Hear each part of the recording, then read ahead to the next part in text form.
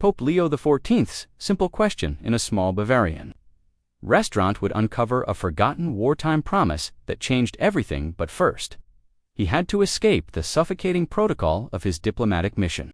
The papal limousine hummed along the winding country road between Munich and Salzburg, its tinted windows reflecting the rolling green hills dotted with ancient churches and half-timbered houses that seemed frozen in centuries past. Pope Leo XIV shifted restlessly in the leather seat, his white cassock wrinkled from hours of formal meetings with German bishops and government officials. Every word had been carefully measured, every gesture analyzed for diplomatic significance. The weight of representing 2 billion Catholics pressed against his shoulders like an invisible yoke. And he found himself yearning for something his grandmother used to describe in her stories. The simple warmth of a village in where strangers became friends over shared bread. Your Holiness, his driver, Father Heinrich, glanced in the rearview mirror with concern. We should arrive at the Abbey in 40 minutes. Abbot Mueller is expecting. Stop here, Pope Leo XIV said quietly, his eyes fixed on a weathered wooden sign, half hidden by overgrown ivy, the carved letters darkened by decades of alpine weather. Read Gasthaus Adler, Site 1847, below the German text. A painted golden eagle spread its wings in eternal flight. Father Heinrich's eyebrows rose. Holy Father, this isn't on our schedule precisely. Why, I need to stop. Pope Leo XIV's hand was already on the door handle. Give me 1 hour. No security detail, no photographers, no agenda. He stepped onto the gravel shoulder, breathing deeply of air scented with pine and distant wood smoke.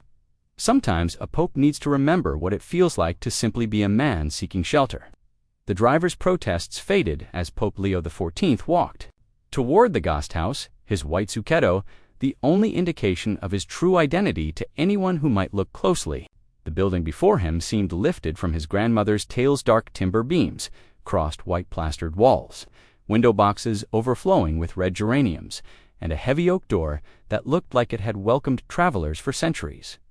As he approached, something stirred in his memory, not quite recognition, but a sense of belonging that transcended rational explanation. The afternoon light caught the brass nameplate beside the door, and Pope Leo XIV paused, his hand halfway to the handle. Sensing he stood at the threshold of something far more significant than a simple meal. The heavy door swung open with a satisfying creak, releasing the mingled aromas of roasted meat, dark beer, and centuries of wood polish. Pope Leo XIV stepped into a world that seemed untouched by time-low-beamed ceilings blackened by generations of hearth smoke. Sturdy oak tables worn smooth by countless elbows, and walls lined with antique steins and faded photographs in ornate Framesa, few patrons occupied corner tables. Their conversations conducted in the hushed tones that afternoon drinking seemed to inspire. Near the massive stone fireplace, an elderly man with silver hair and weathered hands polished glasses with methodical precision. He looked up as Pope Leo XIV entered, and something flickered across his pale blue eyes. Not recognition exactly, but the sharp assessment of someone accustomed to reading strangers. Guten Tag, the man said in accented English, setting down his cloth. Welcome to Gasthaus Adler. His gaze lingered briefly on Pope Leo XIV's white zucchetto before settling respectfully on his face. Please sit wherever you are comfortable. Pope Leo XIV chose a table near the window, where late afternoon light filtered through lace curtains onto polished wood.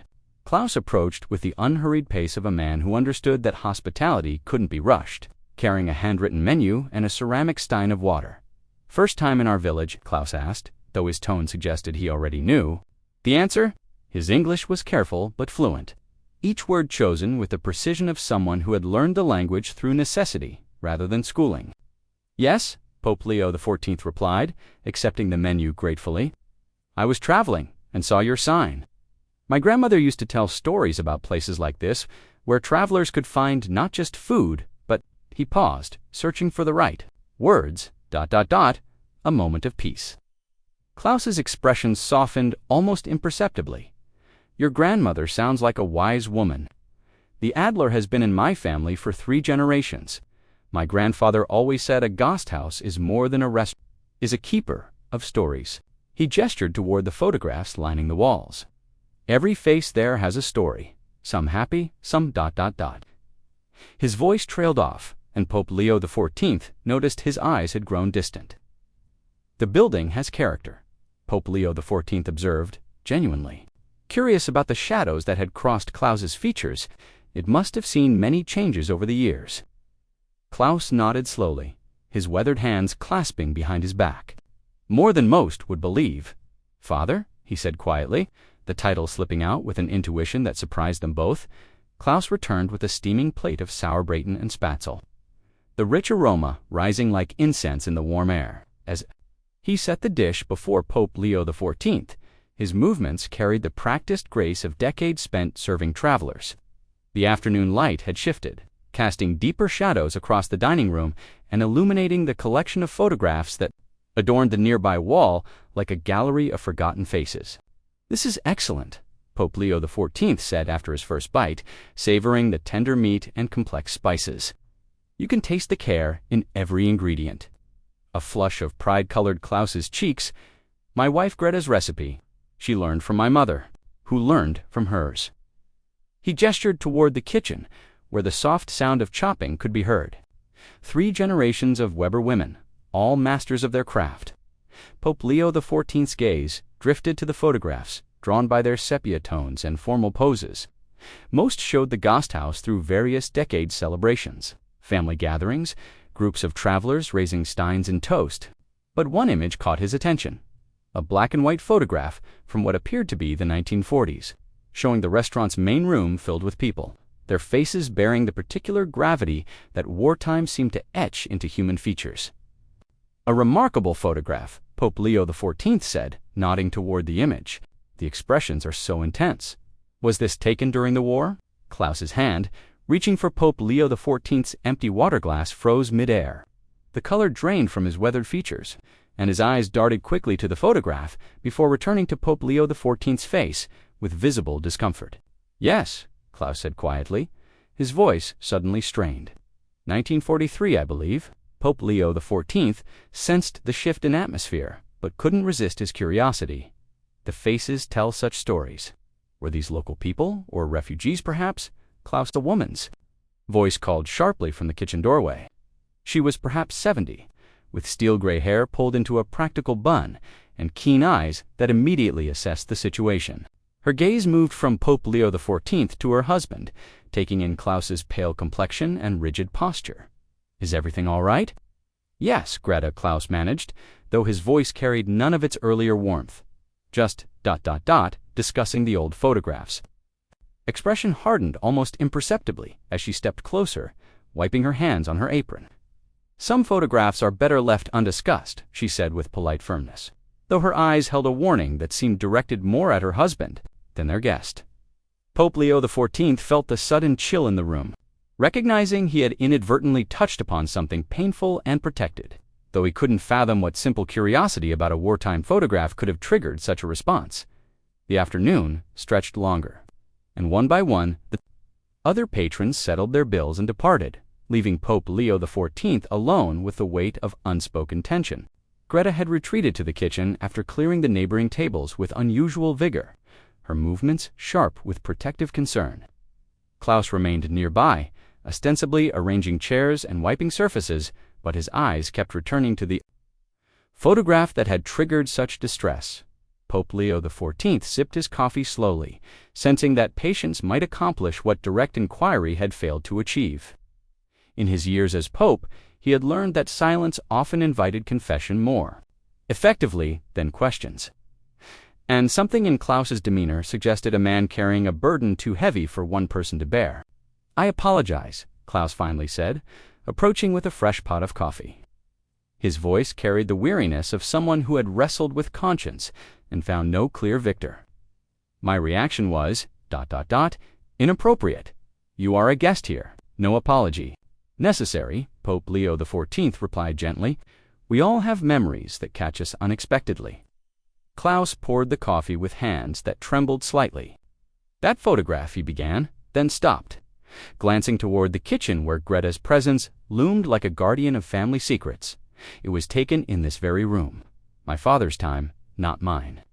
Pope Leo XIV waited, sensing Klaus teetering on the edge of revelation. The war years were complicated, Klaus continued, settling heavily into the chair across from Pope Leo XIV. My father, Johann Weber, he was not a political man, just wanted to feed people, keep the Gasthaus running. His fingers traced patterns on the wooden table, but sometimes feeding people became more than business. Sometimes it became ... something else. The kitchen sounds had ceased. Greta was listening, though she remained unseen.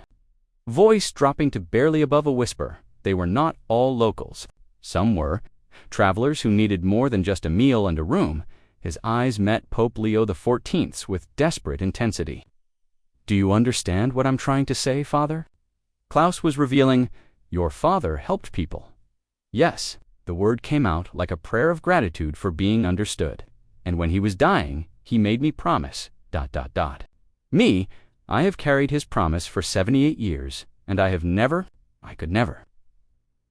From the kitchen came the sound of something heavy being set down with finality, and Greta appeared in the doorway, her face pale but resolute, as if she had finally decided that some secrets were too heavy to carry in silence. Greta moved with quiet determination, guiding them through a narrow doorway behind the bar into a smaller, more intimate dining room. Dark wood paneling absorbed the lamplight, creating an atmosphere of whispered confidences and protected secrets. She closed the door behind them, the click of the latch sealing them away from the world outside. Said to her husband, her voice steady despite the tremor in her hands, "Tell it properly, tell it all." Klaus sank into a leather chair that had clearly been his father's, his shoulders bowing under decades of suppressed memory. Pope Leo XIV remained standing, sensing he was about to witness something sacred, the breaking of a silence that had been maintained at tremendous cost. There was a family, Klaus began, his voice hoarse with emotion. The father was a university professor, the mother a pianist. They had a daughter, 14 years old, with dark hair and eyes that held more intelligence than fear. He paused, swallowing hard. My father hid them here for 8 months. Moved to an old wooden cabinet, withdrawing a worn leather journal. Your father kept records, she said to Klaus, though her eyes remained on Pope Leo XIV. Not names, never names, but details, so they wouldn't be forgotten. Word came that the XIV was conducting house-to-house searches. My father had to move them quickly. There was an underground network, people who could help. His voice cracked. They were separated. The parents went east, toward Switzerland. The daughter was supposed to follow the next day with different guides. The room fell silent except for the distant ticking of an ancient clock. Sarah, he whispered, the name falling from his lips like a prayer offered after decades of silence. Sarah Goldstein. That was her name. Tears began streaming down his weathered cheeks. 14 years old, and she looked at my father when they took her parents and said, Herr Weber, if I survive this, I will find you. I will come back to thank you. Pope Leo XIV felt the weight of the moment settling around them like a shroud. What happened to her? Klaus raised his eyes, meeting Pope Leo XIV's gaze with raw anguish. We never knew. The guides never returned. The networks fell apart. He made me swear on his mother's Bible that I would find Sarah Goldstein, that I would tell her ... His voice broke completely. That I would tell her she was not forgotten. The sacred trust of a dying man's promise hung in the air between them, unbroken but unfulfilled. A debt that had haunted Klaus Weber for 3/4 of a century. Klaus rose abruptly, his chair scraping against the wooden floor. Come, he said, his voice thick with emotion. If I'm going to confess this burden, you need to see where it began. He led Pope Leo XIV through the kitchen, past Greta, who nodded solemnly, to a heavy wooden door that looked like a pantry entrance. Klaus fumbled with an old iron key, his hands shaking as he turned the lock. The door opened to reveal stone steps. Descending into darkness, the cellar was cool and dry, lined with wine racks and storage barrels. But Klaus moved past these toward the far wall, where what appeared to be a solid stone foundation revealed itself, upon closer inspection, to have a narrow seam. Klaus pressed against a particular stone, and a section of the wall swung inward on hidden hinges. My grandfather built this during the First War, Klaus said, his voice echoing in the confined space, for storing valuables when the armies came. Through my father, found a different use for it. The hidden room was barely 6 feet square, with rough wooden benches built into the walls and a small ventilation shaft that led upward. Blankets still lay folded in one corner, and a wooden crate held the remnants of what had once been emergency supplies rusted tins. Empty bottles, a few tattered books. Pope Leo XIV touched the wall where someone had carved 3 small crosses into the stone. They lived here 8 months, Klaus confirmed, his voice breaking. Sarah would help in the kitchen during the day when it was safe. She learned to cook, helped Greta, my mother, then with the bread. Pages yellowed and brittle. She read everything we had. My father said she was going to be a scholar like her father. Klaus sank onto one of the wooden benches, suddenly looking every one of his 81 years. When my father was dying, he was delirious with fever, but he kept saying her name. Sarah Goldstein, Sarah Goldstein, over and over. He grabbed my hand with what little strength he had left and made me swear on the Bible. Swear on my mother's grave that I would find her. The confession poured out of him like water from a burst dam. He died believing I would keep that promise. But I was 23 years old. Father, I had no money, no connections, no idea how to search for one girl in a world torn apart by war. Klaus buried his face in his hands, and as the years passed, my shame grew. How could I face that promise every day? Pope Leo XIV knelt beside the broken man, understanding now the weight Klaus had carried. You were young. You did what you could, did I? Klaus looked up with eyes full of desperate need for absolution. Or did I let fear make me a coward? It's been 75 years, Father. Sarah Goldstein could be dead, and I would never know. My father's promise dies with me, unfulfilled. They climbed narrow wooden stairs to Klaus's private office, a cramped space under the eaves filled with decades of restaurant records and family photographs. Klaus moved to an old rollback desk, withdrawing a manila folder that looked as though it had been handled countless times but never opened. I started this in 1952, he said, his voice hollow with regret. Of refugee organizations, addresses of synagogues that had reopened, contact information for the Red Cross. He opened the folder to reveal yellowed papers covered in careful handwriting. Lists of places to search, people to contact, letters I drafted but never sent. Pope Leo XIV studied the meticulous preparation, the evidence of years spent planning a search that never materialized. You did research? You tried. No, Klaus interrupted sharply. I prepared to try. There's a difference. He pulled out a map of Europe, marked with red pins and traced routes. I knew exactly where to look, whom to contact. I even saved money. For travel, his voice cracked. But every time I came close to actually beginning, the fear overwhelmed me. The sound of footsteps on the stairs interrupted them. A woman in her 50s appeared in the doorway, her graying hair pulled back in a practical ponytail, her clothing marking her as someone who had just finished a workday. She shared Klaus's pale blue eyes but carried herself with a confidence. Her father lacked papa, she said, in accented English, glancing between Klaus and Pope Leo XIV with concern. Mama sent me up, she said. You were telling someone about ... She paused, reading the devastation in her father's expression.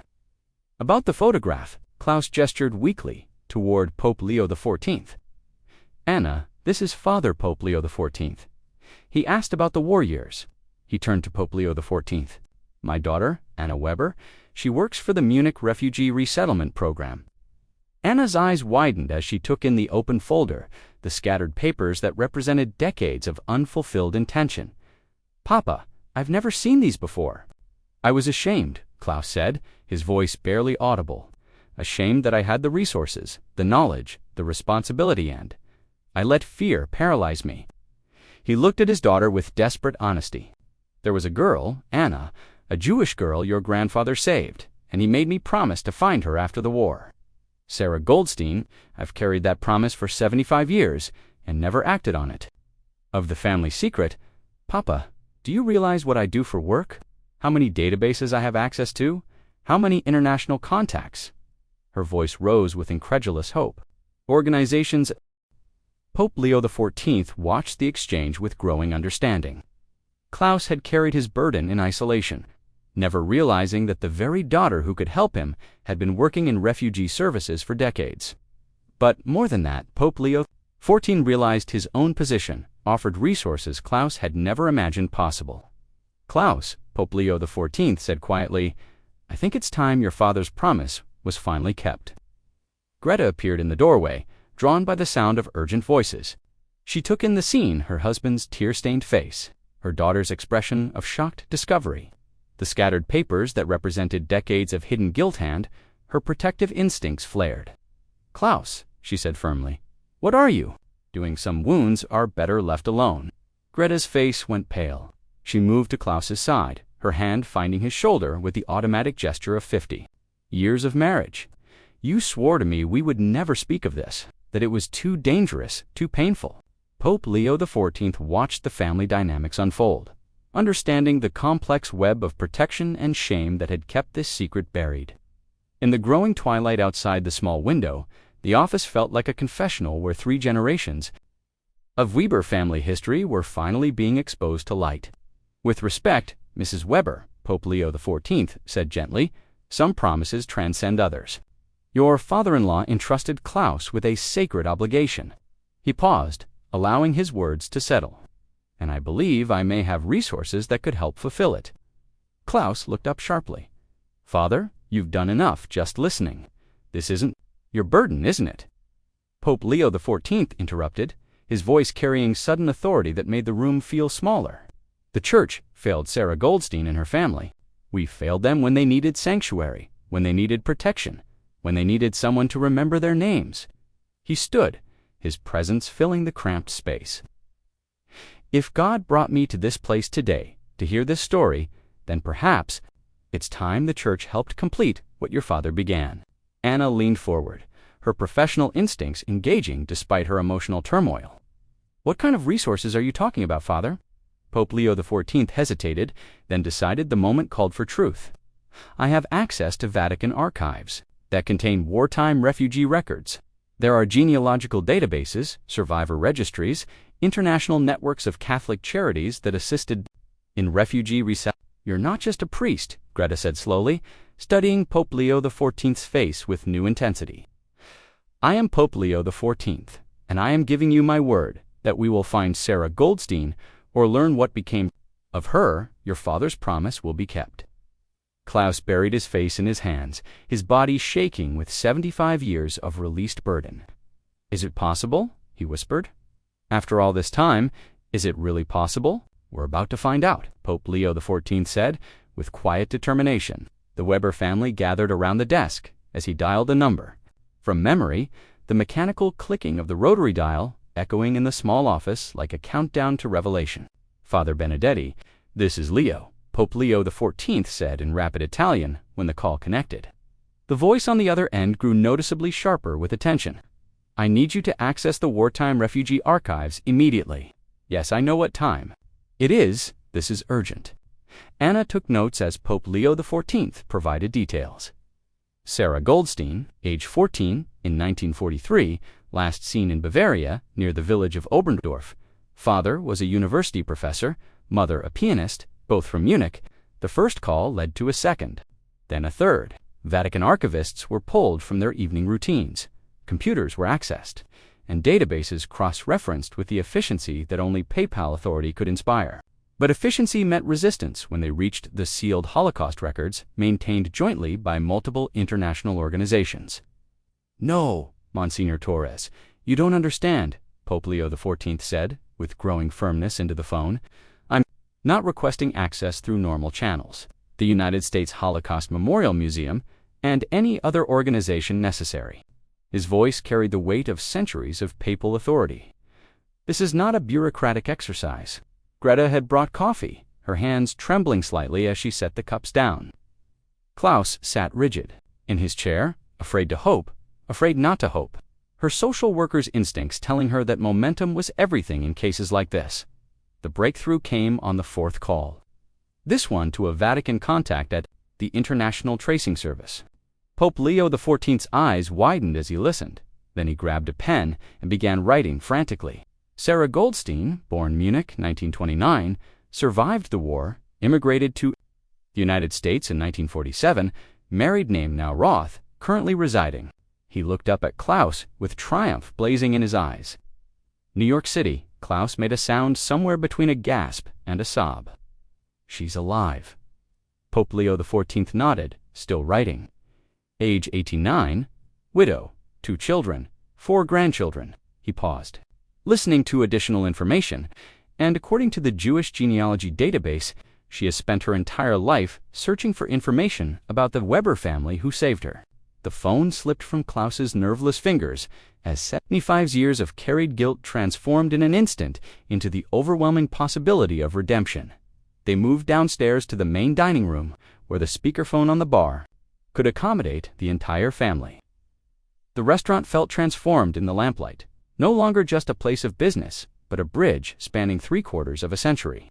Pope Leo XIV dialed the New York number with hands that trembled slightly, the international connection crackling with static and possibility. The phone rang once, twice, then a voice answered elderly but clear. Speaking English with the faint accent of someone who had learned the language as a young adult, "Hello?" Klaus opened his mouth, but no sound emerged. Pope Leo XIV leaned toward the phone.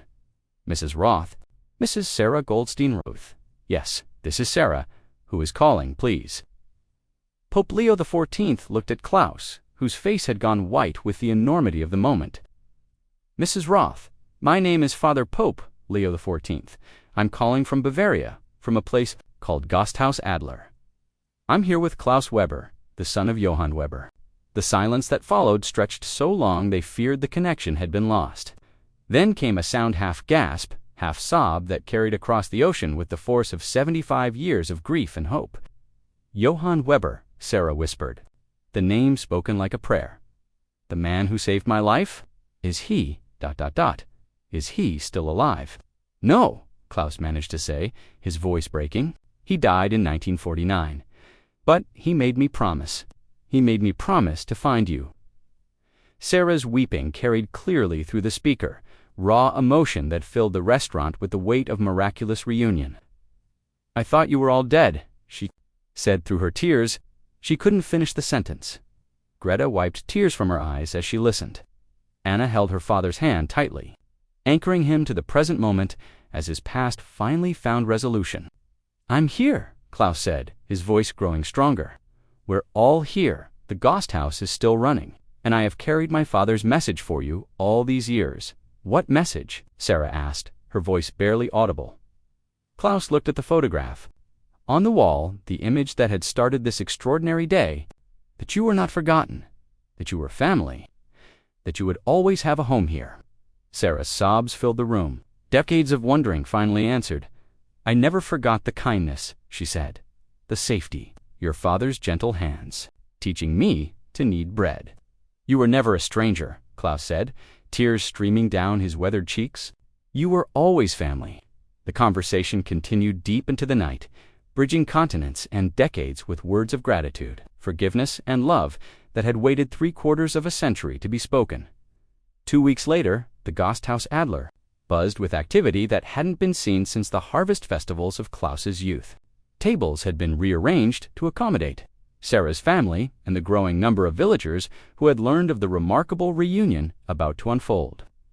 Fresh flowers filled every corner, and Greta had spent days preparing traditional Bavarian dishes alongside kosher options Anna had researched. Klaus stood in the center of it all, polishing the same glass for the 10th time, his movements betraying the anxiety that knotted him, despite the joy surrounding the preparations. Father Marco, Pope Leo XIV's secretary, coordinated discreetly with local officials while maintaining the PayPal preference for minimal security and maximum authenticity. "She arrived at 3 o'clock, Anna said, checking her watch for what seemed like the 100th time. Sarah's son and daughter-in-law had flown in from New York with her, along with 2 grandchildren who carried cameras to document this extraordinary chapter of their family history. The village mayor, Herr Muller, supervised the hanging of a banner reading "Welcome Home, Sarah," in both German and English. Local residents who remembered the Weber family's wartime reputation for helping travelers came forward with their own stories, creating a tapestry of memory that had been hidden for decades.